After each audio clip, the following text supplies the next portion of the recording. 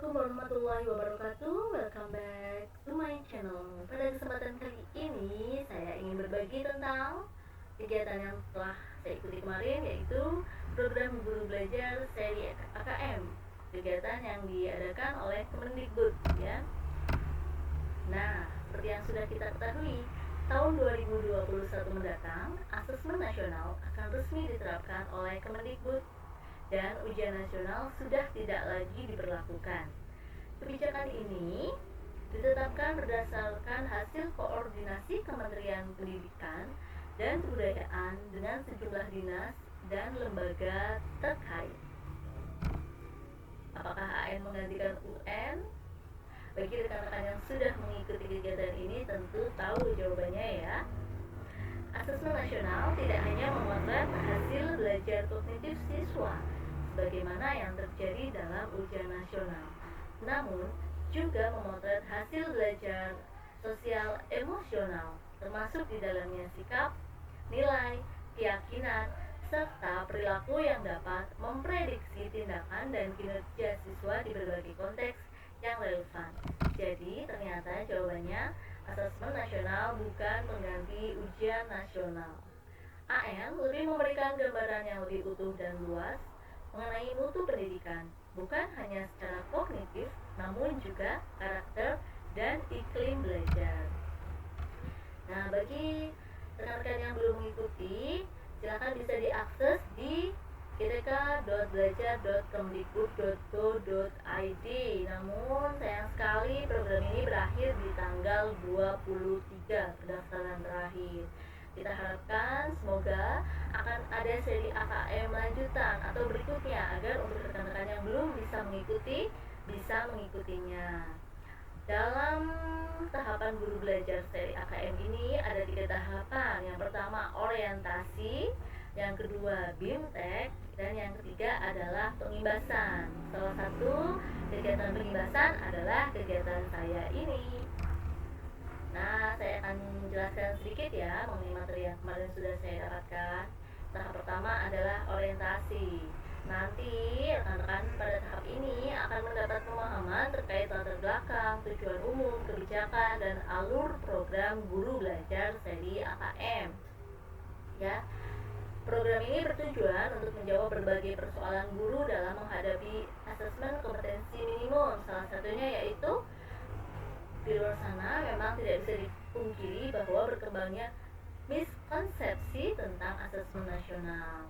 Lalu pentingnya kegiatan ini adalah ternyata terdapat keterkaitan antara asesmen nasional dengan kecakapan abad 21 dan profil pelajar Pancasila. Kompetensi siswa di era sekarang ini, ya, harus memperhatikan kecakapan hidup abad 21 dan juga tidak lepas dari profil pelajar Pancasila. Hal ini dapat terukur melalui asesmen nasional dengan 3 tahapan. Yang pertama, KM, survei karakter, dan survei lingkungan belajar. Di kegiatan yang kedua, nanti rekan-rekan akan melalui BIMTEK, ya. Pada program BIMTEK, kita akan belajar mengenai konsep asesmen nasional, teknik pelaksanaannya, butir soal asesmen literasi membaca dan numerasi, serta tindak lanjut laporan hasil AKM. Nanti di situ rekan-rekan juga akan dapat melihat contoh-contoh soal asesmen literasi membaca dan numerasi, dan kita akan diberi kesempatan untuk membuat 3 buah soal. Masing-masing literasi membaca 3 soal, numerasi 3 soal. Jadi tidak hanya kita mendapatkan materi saja, tapi kita dapat mendapatkan manfaat langsung, yaitu praktik membuat soal, ya. Selanjutnya, yang membedakan AN dengan UN, ya. AN dan UN ini sangat berbeda dilihat dari tujuannya, jenjang penilaiannya, level siswanya. Untuk AN ada di kelas 5, kelas 8, dan kelas 11, tentu sangat berbeda dengan ujian nasional yang levelnya ada di akhir jenjang. Siswanya pengambilannya adalah secara sampel, bukan semua siswa. Ini diambil secara acak melalui sistem dapodik. Model soalnya adalah pilihan ganda kompleks menjodohkan istilah singkat dan juga uraian. sasaran penilaiannya, kompetensi literasi, numerasi, karakter, serta kualitas dan iklim satuan pendidikan yang mendukung pembelajaran. Selanjutnya, petunjuk dan teknis pelaksanaan asesmen nasional ya. Asesmen nasional akan dibagi jadi 3 tahapan ya. AKM akan ada penilaian survei karakter dan juga survei lingkungan belajar ya. Lalu pada AKM dibagi menjadi 2, asesmen literasi membaca dan asesmen numerasi. Pelaksanaannya melalui komputer dan bersifat adaptif. Pertanyaan disajikan bergantung pada kemampuan siswa. Jadwal pelaksanaannya terdiri dari 2 hari. Yang pertama tes literasi, hari kedua tes numerasi. Selanjutnya hari pertama survei karakter dan hari kedua survei lingkungan belajar. Kriteria peserta asesmen nasional adalah seluruh satuan pendidikan, namun tidak semua murid. Pemilihannya secara sampel acak diambil dari kelas 5, 8, 11. Setiap peserta mengerjakan tes literasi membaca, tes literasi numerasi, survei karakter, dan survei lingkungan belajar. Nah, mengapa asesmen nasional hanya diikuti oleh sebagian siswa?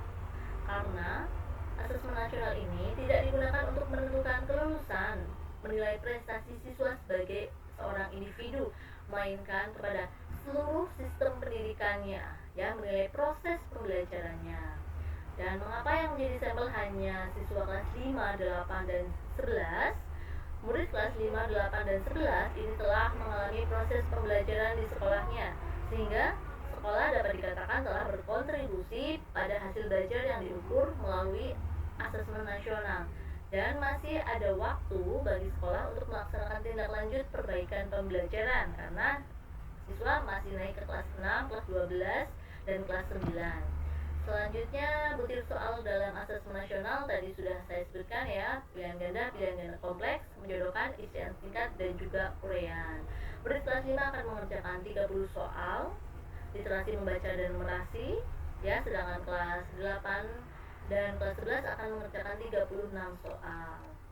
Selanjutnya, dalam penilaiannya, asesmen literasi membaca tidak hanya mengukur topik atau konten tertentu, tetapi berbagai konteks dan pada beberapa tingkat proses kognitif. Sementara mengenal AKM numerasi ya, dibagi menjadi 4 kelompok.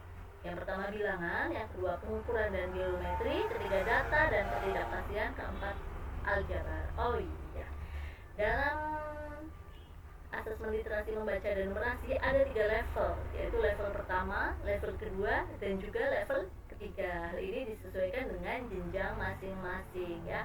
Level untuk tingkat SD, level pertama itu kelas 1 dan 2, level 2 adalah kelas 3 dan 4, level 3 itu kelas 5 dan 6. Jadi soalnya ini sangat adaptif, disesuaikan dengan tingkat jenjangnya.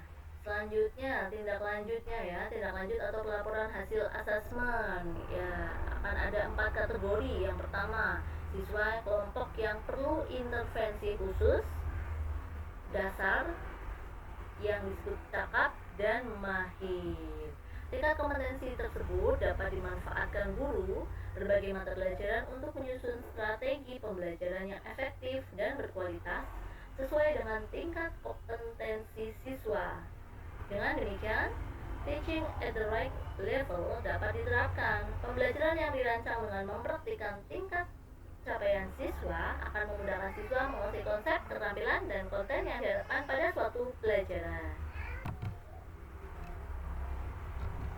Nah, selanjutnya ini segitiga belajar, kurikulum, asesmen, dan pembelajaran ya. Peran penting dan utama asesmen harus dilihat dari sebagai bagian dari proses pembelajaran yang utuh ya. Kerangka yang sering digunakan adalah segitiga belajar yang mengaitkan antara asesmen, kurikulum, dan pembelajaran ya. 3 aspek ya yang perlu dalam kita tentukan untuk melihat pengalaman belajar murid. Yang pertama kurikulum, kedua pembelajaran, dan yang berikutnya adalah asesmen. Nah, demikian tadi sedikit informasi yang bisa saya berikan setelah saya mengikuti kegiatan Guru Belajar seri AKM. Semoga informasi yang saya berikan ini bermanfaat untuk rekan-rekan semuanya. Terima kasih. Wabillahi taufiq wal hidayah. Wassalamualaikum.